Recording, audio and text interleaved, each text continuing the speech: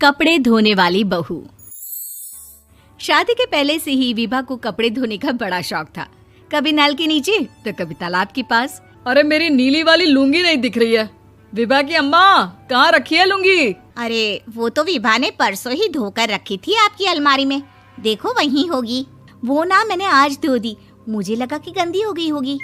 अरे कैसे गंदी हो गई थी? उसे तो मैंने पहना भी नहीं। हे भगवान, इस लड़की के कपड़े धोने की आदत से परेशान हो गया हूँ मैं। जितना तो घर में राशन नहीं आता, उससे कहीं ज्यादा डिटर्जेंट पाउडर का खर्चा है। इसकी शादी करवा दो, शादी। जाए अपने घर में ही करे काम, फिर चाहे घर के कपड़े धोने हो या पूरे गांव के।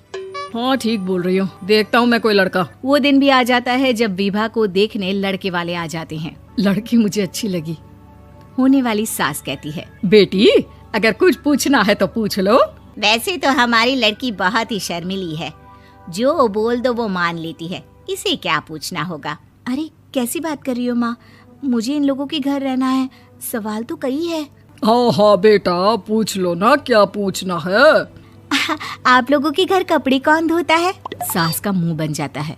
देखो, अगर तुम ये कहना चाहती हो कि तुम्हें कपड़े धोने नहीं आते तो सुन लो, कपड़े मैं ही धोती हूँ, लेकिन तुम्हारे आ जाने के बाद मैं रुमाल तक नहीं धोऊंगी। अरे चुप रहना भाग्यवान, बहू बेचारी घर आई नहीं, उसे डराना शुरू कर दिया। वो क्या है ना बिटिया, अभी तक तो ये कल्लू की माँ ही धोती थी, लेकिन अब तुम्हारे पापा तो दहेज में वॉशिंग मशीन देंगे ही। तभी विभा की माँ बोल पड़ती है, सवाल भी पूछा तो क्या। वैसे भाई साहब, मशीन की तो फिर भी कपड़े धोने की कैपेसिटी होती है। मतलब जो बिटिया दे रहे हैं ना विभा, इसे कपड़े धोने का बहुत शौक है। ये आप लोगों के क्या, आस पड़ोस गांव मोहल्ले सबके कपड़े धो दे और उफ तक ना करे। बाहर देखा नहीं आपने कितने कपड़े सूख रहे हैं? सब हमारी बिटिया ने ही तो धोए हैं। बस भी करो ना माँ, शर्म आ रही इतनी तारीफ सुनकर। और तो और एक दाग निकाल कर दिखाओ तो मान जाओ। हाँ अच्छा, माफ करना बेटा, मैंने गलत समझा। हमें तो रिश्ता बहुत पसंद है। और ऐसे जुड़ जाता है रिश्ता कपड़े धोने का शौक रखने वाली विभा का। उसकी शादी हो जाती है कोयला फैक्ट्री में काम करने वाले कल्लू के साथ। शादी के बाद अचानक विभा चिल्लाती हुई सास के पास आती है। सासू माँ, अरे सासू माँ कहाँ है आप? ये तो धोखा है, धोखा दिया आप लोगों ने मुझे। इसे ससुर के चक्कर के बारे में पता चल गया। अरे तो उसमें तुझे क्यों धोखा मिला है? अरे नल में पानी नहीं आता, कपड़े कैसे कब धुलेंगे? अच्छा, तू पानी नहीं आ रहा उसकी बात कर रही है। तो आपने क्या सोचा? कुछ नहीं। अच्छा, तेरी माँ ने कहा था कि कपड़े धोने का शौक है तुझे, याद आया मुझे। शौक बोलकर कपड़े धोने वाले मेरे जुनून को कम ना आके सासू माँ, कपड़ा धोना मेरा गुरूर है।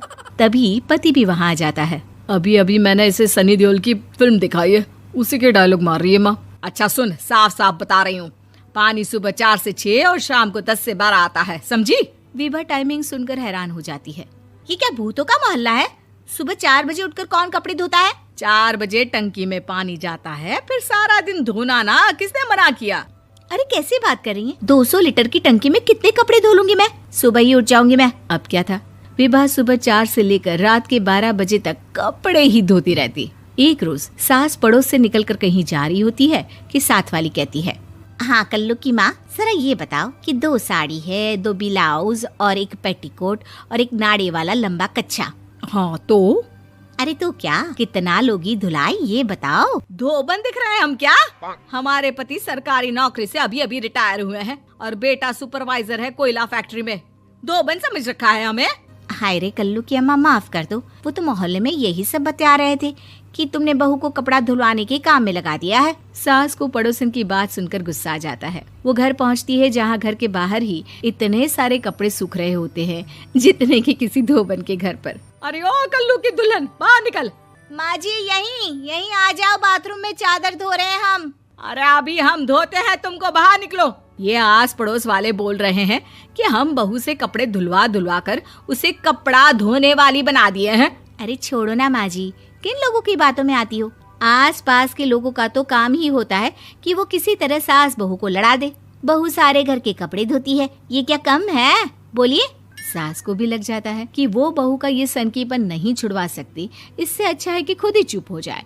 एक रोज सास और बहू मंदिर जाते हैं, जहाँ सास की साड़ी वहाँ खड़ी भीख मांगने वाली से मिलती है। माँ जी क्या बात है, आपकी की साड़ी उस भिखारन से कितनी मिल रही है ना? हाँ हाँ देखो तो, दोनों की साड़ी मिल रही है। क्या बात है कल्लू की अम्मा, तुम खुद को तो अफसर की बीवी बताती हो और ऐसी सिंपल सी प्लेन साड़ी पहनकर घूमती हो। सिंपल और प्लेन नहीं है ये साड़ी। तो क्या सोने के धागे से फूल बने हैं? कुछ भी सासू माँ, कुछ भी। हाँ बने थे इस साड़ी में सोने के धागे से फूल। मेरे पति लेकर आए थे मद्रास से स्पेशली मेरे लिए 10,000 की। ताहे भाई साहब इस भिखारन के लिए भी सेम टू सेम साड़ी लेकर आए होंगे 10,000 की। सास उस वक्त तो कुछ नहीं कहती, लेकिन बहू के साथ घर आती है और अलमारी से एल्बम निकाल कर लाती है। ये साड़ी देख रही है, ये वही साड़ी है जिसे मैंने अभी पहना था। इस साड़ी में ये जो चमकदार फूल दिख रहे हैं ना, ये सोने के धागों से काटे गए हैं। लेकिन तू लोकल वॉशिंग मशीन ब्रश से घिस घिस कर सारे फूलों को निकाल कर साड़ी प्लेन कर दी। मुझे माफ कर दीजिए सासू माँ। और तो और, जब मैंने तुझे तेरी गलती के लिए कुछ नहीं कहा, लेकिन तूने तो सबके सामने मेरा मजाक ही बना दिया। क्यों? बहू को समझ में आ जाता है कि अब से उसका कपड़े धोना बंद।